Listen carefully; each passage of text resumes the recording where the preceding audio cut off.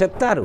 కాశీకి పోవలెనా తీర్థము మోసుకరావలెనా, కాశీకి పోవలెనా తీర్థము మోసుకరావలెనా, కాశీ తీర్థము కన్నుననున్నది బేసి కన్ను శివ కాశీగనున్నది, కాశీకి పోవలెనా తీర్థము మోసుకరావలెనా. కాశీ తీర్థం ఇక్కడే ఉందని చెప్పారు. అంటే గంగాజలంలో స్నానం చేయటం కోసం నువ్వు కాశీ వెళ్ళాల్సిన అవసరం లేదు. కాశీ తీర్థము కన్నులను ఉన్నది. అసలు తీర్థం ఏంటి? కాశీ విశ్వేశ్వరుడే ఇందులో ఉన్నాడు. ఇంకా మళ్ళీ నువ్వు అక్కడికి వెళ్ళటం ఎందుకు? అవసరం లేదు.